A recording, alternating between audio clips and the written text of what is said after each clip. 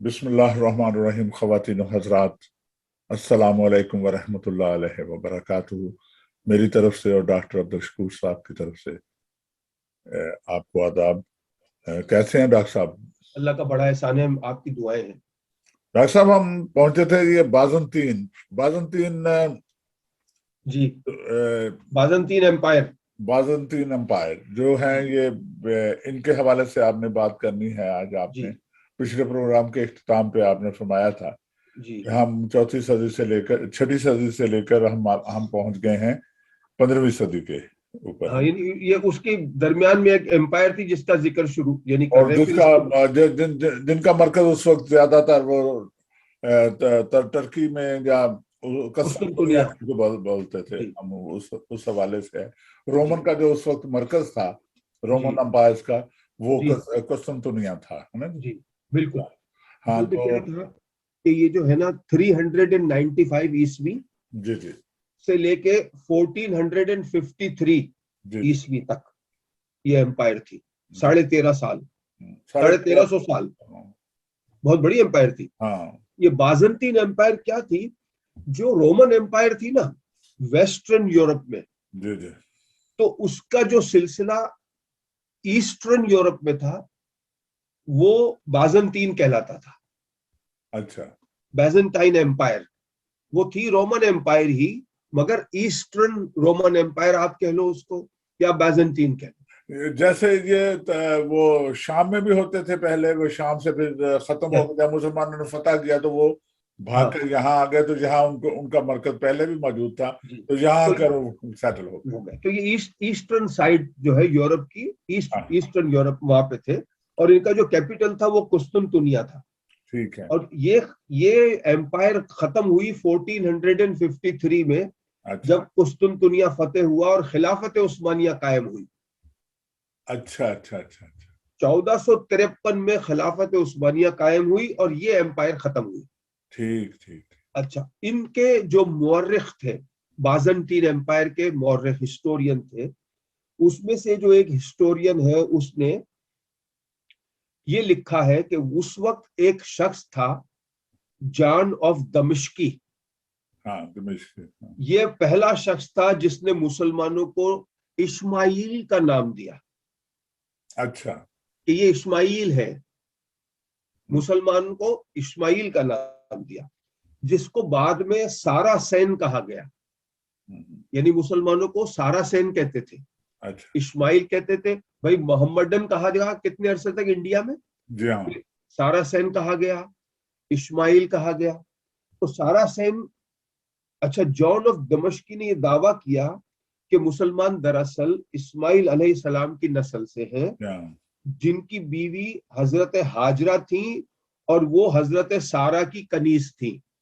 जी अच्छा, उस अब देखिए ना, सारा सेन इसलिए कहते हैं कि वो हजरत सारा के हवाले से कहा जाता है। हाँ, यानी कि एक तरफ बनी इसराइल थे और दूसरी तरफ यानी कि एक तरफ बनी इसहाक समझ लें ना, और जी, एक तरफ बनी इसराइल हो, इस्माइल। तो इस बनी इस्माइल। बनी इस्माइल।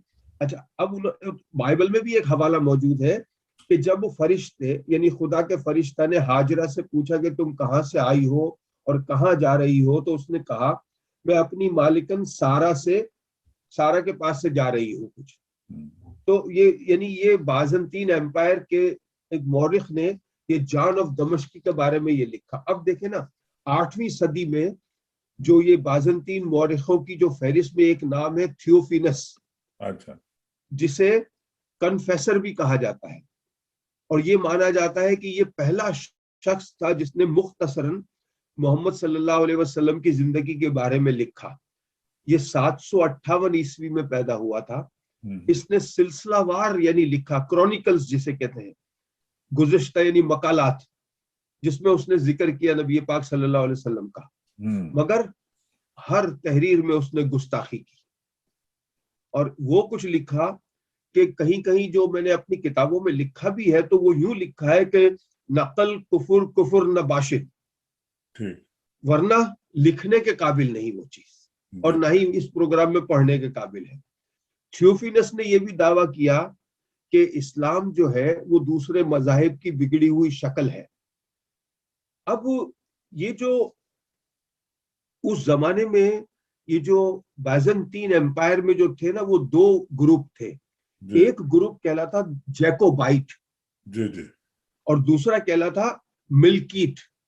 بالکل صحیح. جیکوبائٹ جو ہے یہ ان کے لیے بولا جاتا تھا جو 6 صدی عیسوی کے بشپ جیکب بارڈیوس کے پیروکار تھے. جی. اور ملکیت ان کے لیے تھا جو بازنطین عیسائی چرچ کے پیروکار تھے. یعنی ایسٹرن سائڈ میں جو تھے وہ ملکیت تھے اور اس طرف جو تھے وہ جیکوبائٹ تھے. اب 9ویں صدی کے شروع میں یہ جو تھیوڈور البوقرا کا نام کا ایک عرب عیسائی تھا, یہ بشپ کی ملکیت میں سے تھا اور یہ پہلا عیسائی مصنف ہے جس نے عربی زبان کا استعمال کیا. اور زیادہ تر عربی جاننے والے عیسائی اس سے واقف تھے. عیسائی عربی بھی بولتے تھے اس زمانے میں, یعنی وہ جس علاقے میں وہ رہتے تھے وہی زبان بولتے. جیسے مسلمان جو ہے ہندوستان میں ہے تو گجرات میں وہ گجراتی بھی بولتے ہیں, ہمارے جو ہندو ہے وہ بھی گجراتی بولتے ہیں. اچھا, اس نے بہت سی کتابیں لکھی جن کا جرمن زبان میں ترجمہ ہوا اور اب ان کا انگریزی میں بھی ترجمہ ہو چکا ہے اس کی کتابوں کا. ابو قرا نے یہ کیا کہ دیکھیں جی ہر شخص کو اپنے مذہب کی تبلیغ کا حق حاصل. بالکل صحیح ہے نا. اب ہندو ہے وہ اپنے مذہب کی تبلیغ کر سکتا ہے, ہم مسلمان ہم کرتے ہیں, عیسائی اپنے مذہب کی تبلیغ کریں گے. جی جی جی. تو جو ابو قرا نے جب عیسائیت کی تبلیغ کی نا تو اس نے عربی زبان اور مسلمان علماء کا طریقہ کار اپنایا. جی. اور اتنا زیادہ اس نے طریقہ کار, اس کو اچھا لگا یہ طریقہ تبلیغ کرنے کا, تو اس نے وہ طریقہ اپنایا. وہ اتنا اس نے تبلیغ کی اس طریقے کو اپنا کر کہ اس کا لقب ہو گیا عیسائی متکلم. اچھا. اسے عیسائی متکلم کہا جاتا تھا اس کے زمانے میں. اچھا. اور یہ پہلا عیسائی تھا جس نے عربی زبان سے بے پناہ فائدہ اٹھایا. اس نے کئی کتابیں عربی میں لکھی اور یونانی زبان میں لکھی, اور اس کی تحریروں میں اس نے عیسائی عقیدے کی وضاحت اسلامی اصولوں کی بنیاد پہ کی. ٹھیک. یعنی کیا ریسرچ کی ہوگی اس شخص نے. تو ابو قرا کی مخالفت میں بہت سارے اور لوگ اٹھے اس زمانے میں. ایک کا نام تھا ابو رائت التقریت, یہ بھی 9ویں صدی کے زمانے کی بات ہے. یہ جیکوبائٹ اسکالر تھا. یعنی وہاں دو تھے, جیسے ہمارے یہاں بھی مختلف 2 حصے ہو جاتے ہیں مذہب میں, ایسے ان کے یہاں بھی 2 حصوں میں مراد 2 عقیدے نہیں مگر 2 اس اوپینین کے ماننے والے لوگ. جی جی. جیسے ہمارے یہاں ہے نا, کچھ رفع یدین کہتے ہیں کہ کرو, کچھ کہتے ہیں آمین زور سے کہو آہستہ سے کہو. تو وہاں بھی ایسے ہی 2 لوگ تھے جو کہ جیکوبائٹ اور ملکیت کے لوگ تھے. اچھا, اب اس کے بعد اس نے بہت ساری جو کتابیں لکھی, اس کی بڑی تحریریں ہیں, اس نے بڑے مقالے لکھے. اس نے ایک تحریر جو تھی وہ دوسرے جنم کے حوالے سے بھی لکھی. بہرحال یہ ایک بہترین مترجم تھا, ترجمہ کرنے والا. سریانی, یونانی اور عربی زبان پر عبور حاصل تھا. البطری نام بھی 8ویں صدی میں ہے, خلیفہ المنصور کے زمانے میں. 8ویں صدی میں جو حکومت تھی خلیفۃ المنصور کی, تو خلیفہ نے اسے بہت سے طب کے یعنی کہ میڈیکل کے مضامین کی کتابوں کا ترجمے کا کام سونپا تھا. یعنی یہ یعنی دربار میں کام کرتا تھا وہ عباسی دور میں خلیفہ منصور. اس کتاب میں ایک مناظرے کا حوالہ بھی اس نے دیا ہے جو 19 یعنی اب جو کتاب ایک شائع ہوئی ہے اس میں 19ویں صدی میں ہندوستان میں ہوا تھا ایک مناظرہ, اور تاریخ انسانی علوم کا سب سے پہلا مناظرہ ہے جو 781 میں ہوا تھا. یعنی جو 19ویں صدی میں کتاب ابھی شائع ہوئی ہے. خلیفہ بغداد, عباسی خلیفہ مہدی اور نسٹورین عالم ٹی موتھل کے درمیان یہ 2 دن تک مناظرہ رہا, اور اس مناظرے میں مہدی نے موتی الاول سے کئی سوالات پوچھے, اس نے جوابات دیے. سوالات میں حضرت عیسیٰ علیہ السلام, قرآن اور اس کے حوالے سے سوالات تھے, اور اس کا اختتام دوستانہ ماحول میں ہو گیا. اچھا, بڑی مذہبی رواداری تھی ایک زمانے میں. نہیں, ویسے بھی تلوار کی ضرورت اس وقت پڑتی ہے جب کوئی اختلاف بہت ہی پرسنل ہو جائے. لیکن یہ ہے کہ جو مذہبی حوالے سے یہ آپس میں گفتگو ہو تو ایک دوسرے سے فوائد لیے جا سکتے ہیں. اب دوسری جو 2 غیر تصدیق شدہ تحریریں مجھے ملی ہیں انٹرنیٹ سے, ایک مصر اور دوسری ترکی میں عیسائی پادریوں کو ملی ہیں. یہ عیسائی جو پادری ہیں انہوں نے یہ کہا ہے، مگر ان کی تصدیق نہیں ہے میرے پاس، مگر تحریریں ان کے پاس ہیں۔ 9ویں صدی کے درمیان میں ایک مناظرے کا ذکر ہے جو ایک مسلمان عبداللہ ابن اسماعیل الہاشمی اور ایک عیسائی عبد المسیح ابن اسحاق الکندی کے درمیان بذریعہ خط و کتابت ہوا تھا۔ اچھا، نہیں، ہاں، اور اس کا اختتام بھی اچھے انداز میں ہوا۔ یہ وہ اسحاق کندی وہی مشہور و معروف ہیں؟ 2 کندی ہیں، الکندی، ہاں، اور ابھی تک میں اس کی تحقیق میں ہوں کہ کون سا کندی کون سا ہے۔ نہیں، کیونکہ اسحاق آپ نے بھی بتایا ہے، اور جو استعمال ہمارے ہاں ہوتا ہے اس کا نام بھی اسحاق کندی ہے۔ جی، ہاں جی، تو یہ اسحاق الکندی جو ہے۔ ہاں، اب اس کے بعد اگر ہم آئیں 9ویں صدی میں، ہاں، تو 9ویں صدی عیسوی کے اندر، یعنی آپ دیکھیں کہ 8ویں صدی سے لے کر 10ویں صدی تک مسلمانوں اور عیسائیوں کے تعلقات کو دیکھیں تو لہجہ لمحہ بلمحہ تبدیلی نظر آتی ہے ان تعلقات میں۔ کہیں انداز جارحانہ ہے، کہیں دفاعی انداز ہے، اور اس کی کئی وجوہات ہیں۔ ایک اہم بات جو ہے وہ یہ ہے کہ جس انداز سے یورپ میں اسلام پروان چڑھا اور اپنے عروج تک پہنچا، اس انداز سے جو ہے وہ اور دوسرے مذاہب جو ہے وہ پروان نہیں چڑھے یورپ میں۔ ٹھیک۔ 16ویں صدی جو تھی، یعنی 16ویں صدی تک عیسائیت کی دنیا جو تھی وہ 4 گروہوں میں بٹ گئی تھی۔ رومن کیتھولک تھے، گریک آرتھوڈاکس تھے، پروٹیسٹنٹ تھے، اور مڈل ایسٹرن تھے۔ ٹھیک ہے۔ ان چاروں کے درمیان جو مشترک تھی چیز، وہ ان کا عقیدہ حضرت عیسیٰ علیہ السلام کے بارے میں تھا، مگر اس کے علاوہ کچھ باتوں میں ان کے مختلف خیالات بھی تھے۔ پروٹیسٹنٹ اپنے آپ کو رومن کیتھولک چرچ سے 16ویں صدی میں الگ کر چکے تھے، ٹھیک ہے، اس لیے یہ پروٹیسٹنٹ الگ کہلاتے ہیں۔ برطانیہ والے جو برطانیہ سے شروع۔ جی، جبکہ مڈل ایسٹرن عیسائیوں نے، یعنی چوتھے گروپ نے، اپنے آپ کو رومن اور یونانی چرچ سے 1000 سال پہلے ہی علیحدہ کر لیا۔ بالکل صحیح۔ اچھا، مشرق وسطی کے جو عیسائیوں کا گروپ ہے، یعنی چوتھا گروپ، وہ کسی سیاسی یا علیحدہ مذہبی عقائد کی بنیاد پر نہیں تھا، بلکہ یہ وہ لوگ تھے جو مختلف قومیت کے حامل تھے اور متحد ہوئے تھے، تو رومن اور یونانی چرچ کی بالادستی کے خلاف ہوئے تھے، اس لیے وہ الگ ہو گئے۔ اب یہ ان کے دباؤ میں 1000 سال تو رہے، پھر انہیں مکمل آزادی مل گئی۔ جب 7ویں صدی میں مسلمانوں نے جنگ شروع کی، مگر تمام مشرق وسطی کے جو عیسائی جو یونانی چرچ کے خلاف نہیں ہوئے تھے، مسلمانوں کی آمد شروع ہو گئی۔ بازنطین اور یونانی چرچ نے جس دباؤ میں مشرق وسطی کے عیسائیوں کو رکھا تھا، وہ مسلمانوں کے اس علاقے کو فتح کرنے کے بعد ختم ہو گیا، یعنی جو دباؤ ان پر تھا وہاں کے عیسائیوں پر۔ اسی لیے مسلمانوں نے جب وہ فتح کیا تو ان کو شہری حقوق دیے جو کہ بازنطین کے زمانے میں نہیں تھے۔ عیسائیوں کو عراق، مصر، شام اور آرمینیا میں اپنے چرچ قائم کرنے کی اجازت دے دی۔ بالکل صحیح۔ اب ایک نیا تحفظ جو مسلمانوں کے ابتدائی دور میں خلیفہ عمر رضی اللہ تعالی عنہ نے یروشلم کی فتح کے بعد عیسائیوں کو دیا تھا کہ انہیں زندگیوں کی ضمانت، ان کے مال اور اولاد کی ضمانت، ان کے چرچ اور صلیب اور مذہب کی آزادی تھی۔ یہ تو تاریخ میں ہے۔ تو مشرق وسطی کے عیسائیوں نے مسلمانوں کی مدد کی جنگ کے دوران، اور ان کا استقبال کیا کہ انہیں آزادی دلانے والے مسلمان ہیں۔ بالکل ٹھیک ہے۔ اچھا، اب جب ہم پڑھتے ہیں کہ 9ویں صدی میں جیکوبائٹ کے بڑے مذہبی لیڈر عباسی خلیفہ کے دربار میں آتے جاتے رہے، اور ایک مذہبی رہنما ڈیوڈ اونیس خلیفۃ المامون کے ساتھ مصر کے دورے پر بھی گیا، تو عباسی دور میں مسلمانوں اور عیسائیوں کے درمیان تعلق اس حد تک تھے کہ یونانی عربی ترجمہ تحریک کا قیام عمل میں آیا۔ بالکل صحیح۔ جس میں کئی مشہور عیسائی شامل تھے جنہوں نے یونانی علوم کا عربی میں ترجمہ کیا، اور جسے اسارین چرچ کا ممبر حسیان ابن اسحاق، جس نے ارسطو کی کتابوں کا عربی میں ترجمہ کیا۔ اب یہ سارے تراجم بھی ہوئے۔ دوسرا نام ہے سیرین چرچ کے ممبر یحییٰ ابن عدی، یہ عیسائی ہے، جس نے نہ صرف خلیفہ کو یونانی سے عربی میں ترجمہ کیا بلکہ مزید کتابیں بھی لکھی۔ یہ خلیفہ جو ہے کتاب کا نام ہے الخلیفہ۔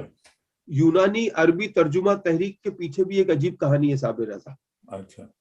ایک رات بغداد میں خلیفہ المامون نے خواب میں ارسطو کو دیکھا، اچھا جو ان سے کہہ رہا تھا کہ یونانی فلسفہ اور اسلام دو علیحدہ چیزیں نہیں ہیں، اچھا یا ایک دوسرے کے مخالف نہیں ہیں۔ جب خلیفہ کی آنکھ کھلی تو اس نے حکم دیا کہ ارسطو کا سارا کام عربی میں ترجمہ کر دو، اور اس کے لیے وہ جو ہے وہ پورا ایک ڈپارٹمنٹ بنایا خلیفہ نے۔ تو اس تحریک کا نام کیا رکھا گیا عربی میں؟ بیت الحکمہ۔ تو یہ جو بڑا مشہور نام ہے نا یہ بیت الحکمہ، یہ ارسطو خواب میں آئے تھے تو خلیفہ مامون نے یہ شعبہ قائم کیا جس میں یہ عیسائی جو تھے، جو بڑے بڑے مورخ اور ادب دان، انہوں نے ترجمے کیے۔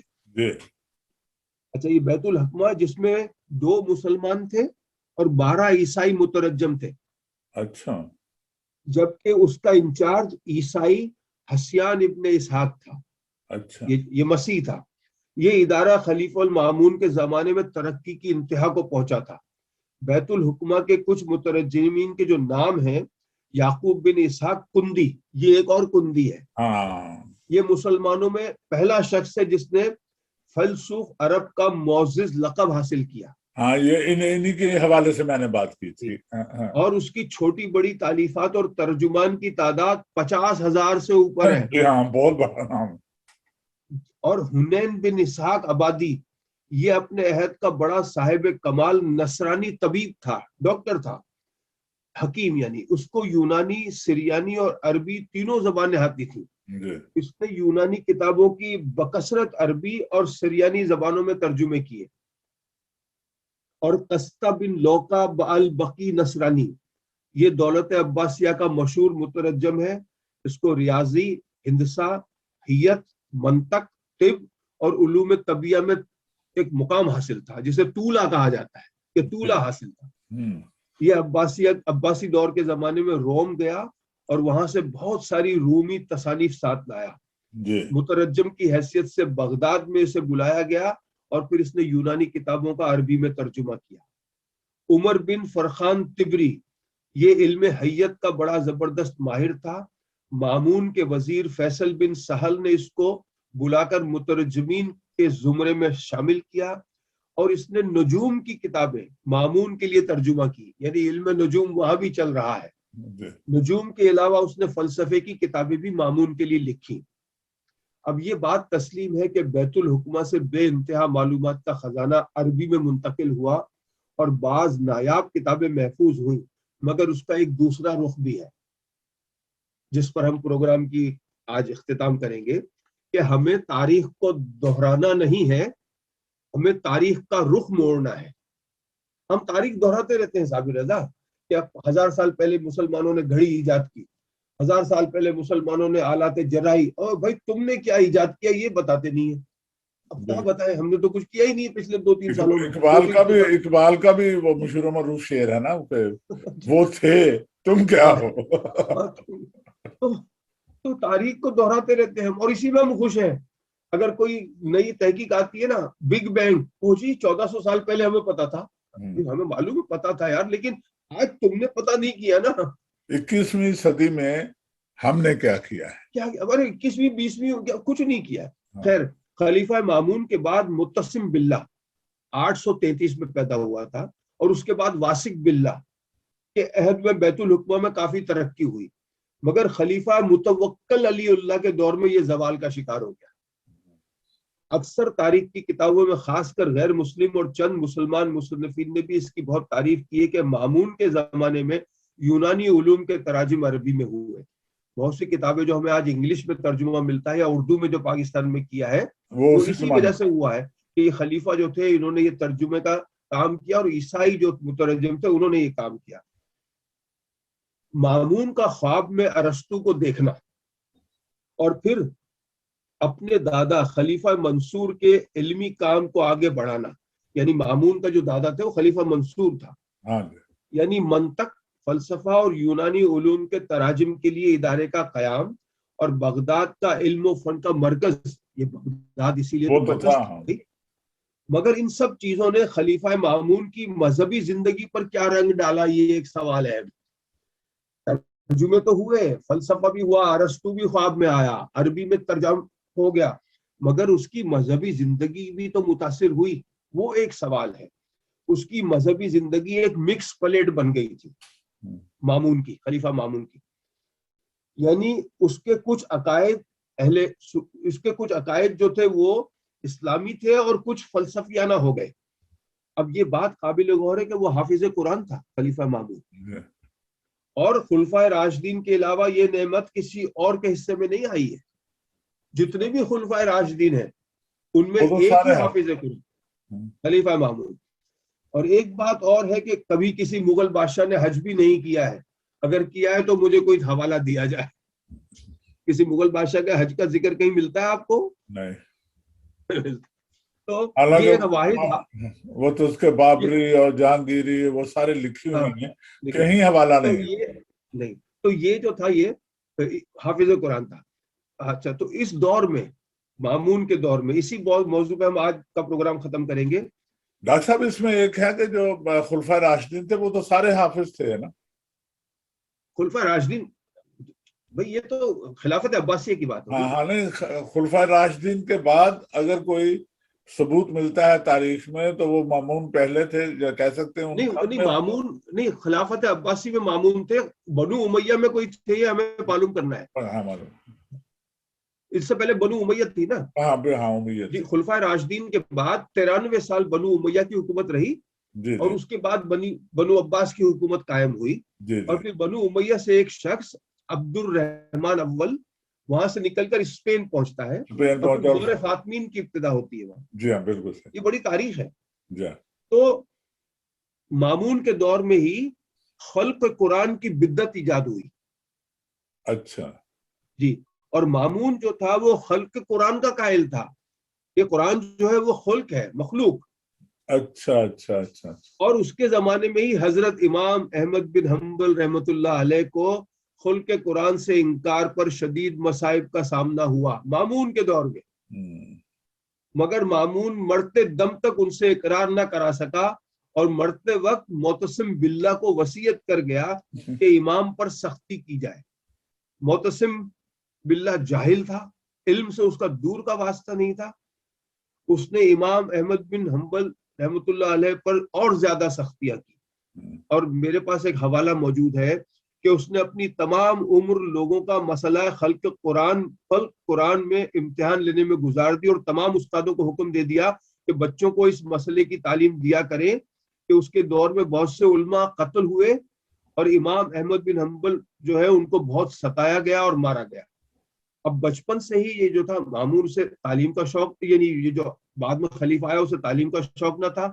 خطیب میں ہے, یعنی کہ تاریخ خطیب جو لکھی ہوئی ہے وہ میں نے پڑھی, کہ نفرت تعلیم کے سبب, یعنی تعلیم کی نفرت کے سبب اس کے باپ نے اس کی توجہ تعلیم سے دور کر دی تھی. جب اس کا ایک ساتھی مر گیا تو اس نے کہا تھا کہ کتاب کی زحمت سے بچ گیا. اس کے علاوہ اس کے بعد جو ہے الواسق باللہ تخت پر بیٹھا اور خلق قرآن کے مسئلے میں اپنے باپ پر گیا, اور 231 ہجری میں بصرہ کے حاکم کو حکم بھیجا کہ ائمہ اور مؤذنوں سے خلق قرآن کے مسئلے میں امتحان لے. یہ خط اسے اپنے باپ سے ورثے میں ملا تھا, مگر بالآخر وہ باز آ گیا تھا, اور اسی سال اس نے احمد بن خزائی کو قتل کیا. یہ بڑے محدث اور امر بالمعروف اور نہی عن المنکر پر قائم تھے. انہیں بغداد سے قید کر کے سرمن رائے لایا گیا اور خلق قرآن سے متعلق پوچھا گیا. انہوں نے کہا کہ مخلوق نہیں ہے. پھر ریت فی القیامت کے بارے میں پوچھا, انہوں نے کہا حدیث میں ایسے ہی آیا ہے. پھر ایک اور حدیث بھی پڑھ کر سنائی تو اس نے کہا تم جھوٹ بولتے ہو. یعنی یہ چیزیں ہوتی رہیں. بہرحال ہوتا کیا ہے کہ جب فلسفے کو آپ مذہب میں ملاتے ہیں نا بہت زیادہ تو عقائد میں جو ہے وہ معاملہ جو ہے وہ خراب ہو جاتا ہے.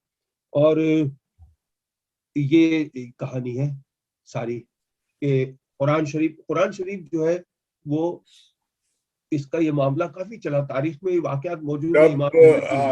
جب ہم مذہبی باتوں کو پبلک میں گفتگو کرتے ہیں, ایک میاں محمد بخش صاحب کا ایک شعر ہے کہ خاصاں دی گل آما آگے نہیں مناسب کرنی, مٹھی کھیر پکا محمد کتے آگے تر رہی.